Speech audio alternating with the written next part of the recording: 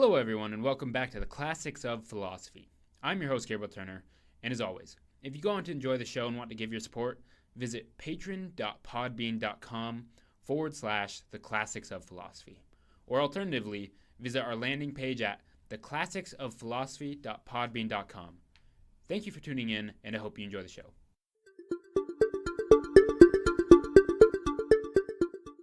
In the last episode of the podcast, we began our inquiry of language and how, if the way we use language is correct, the world around us must look. In this investigation, we looked at expressions, phrases, predicates, and subjects, before finally diving into what Aristotle deems to be an extensive list of 10 categories that encompass all of language. In Chapter 5 of the categories, we were introduced to the first category, substance, and it is from this point that we will continue our query. In today's podcast, we will cover Chapters 6 through 9 of the categories.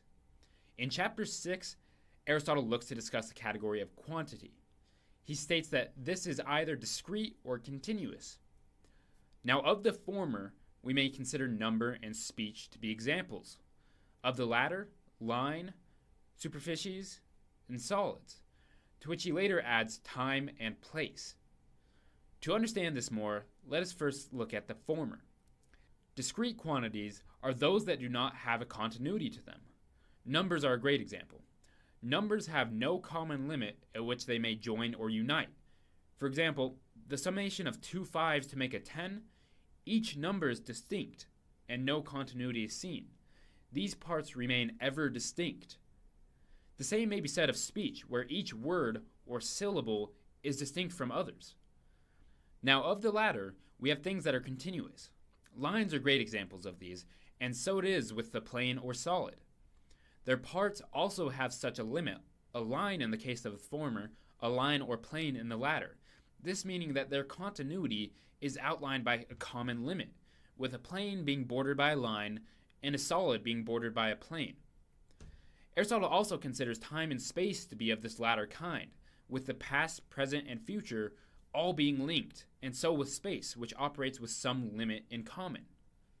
Moving on, he says that all quantities are made up of parts, and those parts, as we saw, have position in reference one to another, or else they have no such position.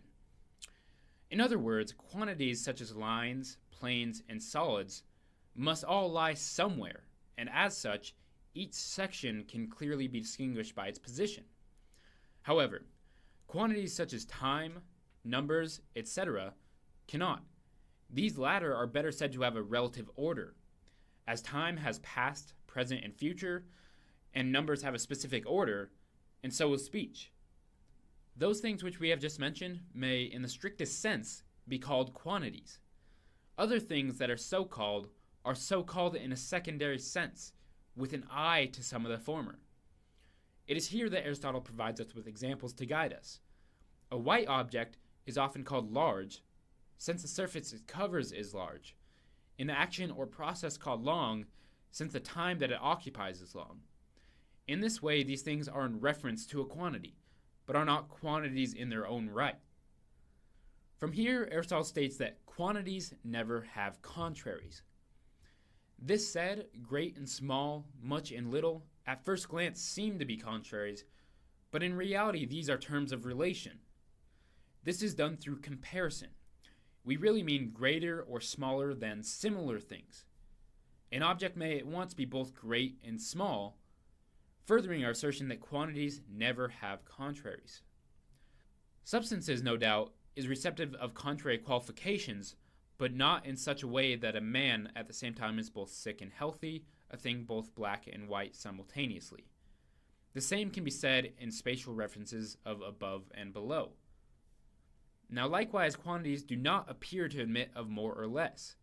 What he means by this is that one quantity is not more so than another of the same quantity to a greater degree. For example, a thing is not 2 cubits long in a greater degree than another. These things are in fact the same quantity. This is so in the case of numbers, time, or any other quantity mentioned.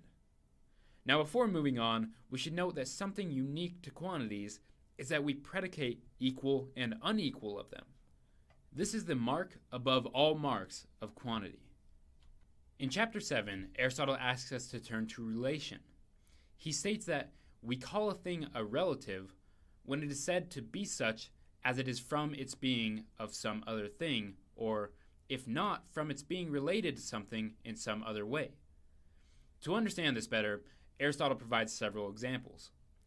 When we call a thing greater, we mean by that greater than something. The double is called what it is from its being the double of something. Aristotle also includes habits, dispositions, perceptions, attitudes, and knowledge as kinds of relatives because all of these things are in reference to something. Once again, habits, knowledge, and attitudes are all of something. He goes on saying that we speak then of relative terms when a thing's being, such as it is explained by a genitive following, or else by some phrase or expression designed to bring out the relation. In other words, a relative consists in being related to some other thing. If one were to call a house large, it is only large by comparison with another, and similarly with all other like cases. Aristotle notes that these relatives sometimes admit of having contraries. For example, virtue is contrary to vice, either term itself being a relative. Knowledge to ignorant is the same. With this said, some relatives do not have contraries in Aristotle's eyes, such as double and triple.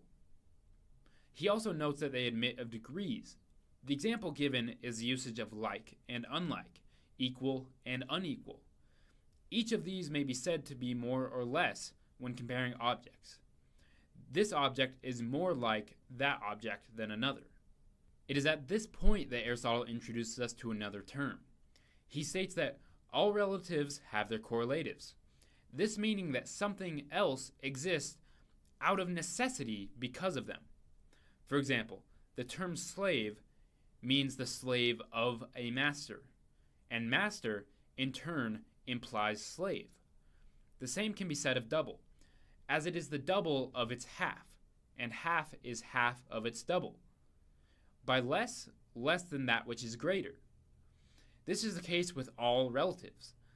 This being said, one can incorrectly associate a correlative with something.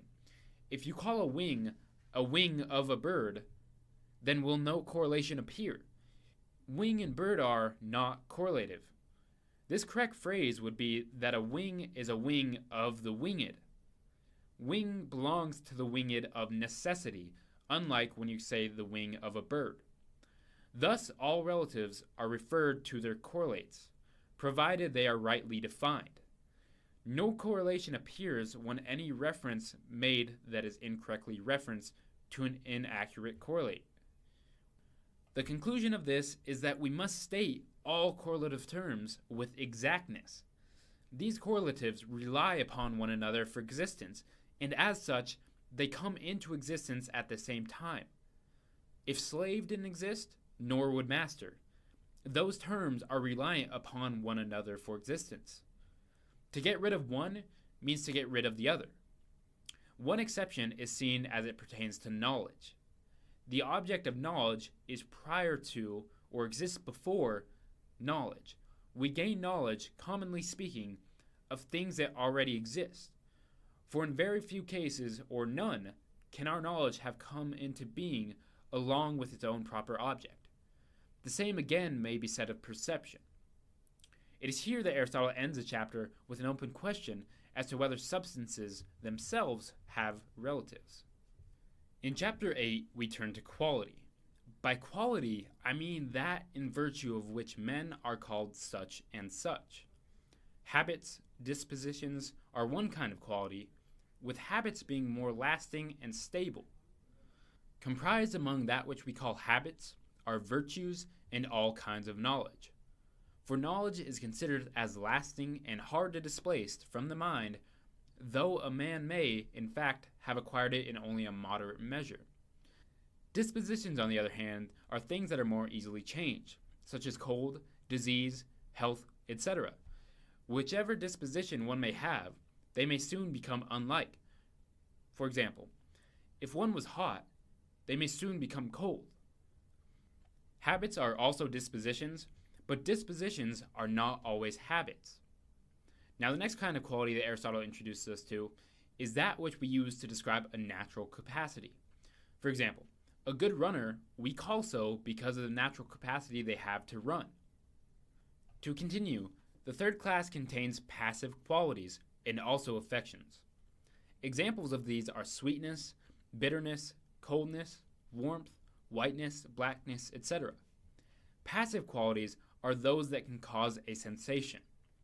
Sweet honey, for example, is given the name because of its ability to cause a sensation of sweetness. Whiteness and blackness are also called passive, but are given the name because they arise due to affections. For example, excess exposure to sun will darken the skin.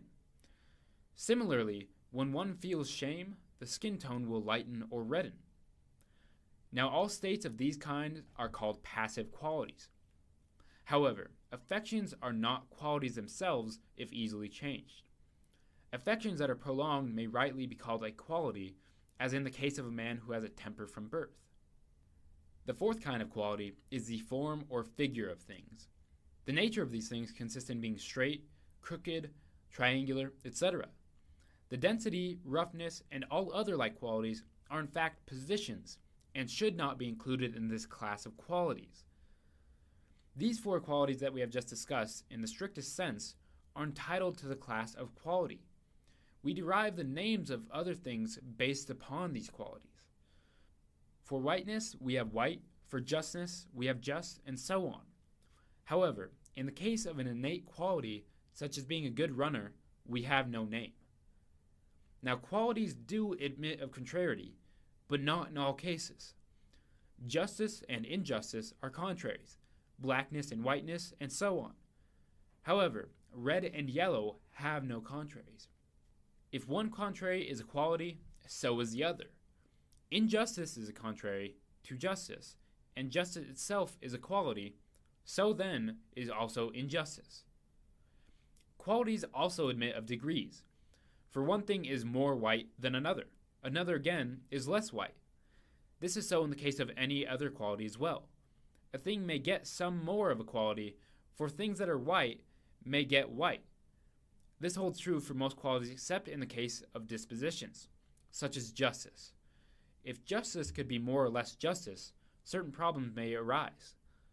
Similarly, the quality of figure cannot admit of degrees. For the objects to which the definition applies of triangle or circle are equally triangular or circular. Not all quantities, then, have degrees. Aristotle ends the chapter explaining that what is most distinctive of quality is that we coin the term like and unlike. For one thing is like to another in respect of some quality only. In chapter 9, Aristotle discusses action and affections. Both of these, he says, admit of contraries and degrees. That is, heating is contrary to cooling, as is being cooled to being heated, or again being pleased to being pained. Likewise, you can heat or cool more or less. Posture and position exist in this class. Same with time and place. Here, Aristotle brushes off more discussion by stating that much has already been said of these things, and so we must not discuss it further. In the next episode of the podcast, we will conclude our discussion of the categories. Thank you all for taking time to listen to the podcast, and as always, if you have any questions, feel free to reach out to me using my email, theclassicsofphilosophy@gmail.com, which can also be found on the homepage at theclassicsofphilosophy.podbean.com. Once again, thank you all for listening and joining my journey inquiring about life, customs, and things good and evil. I'll catch you on the next one.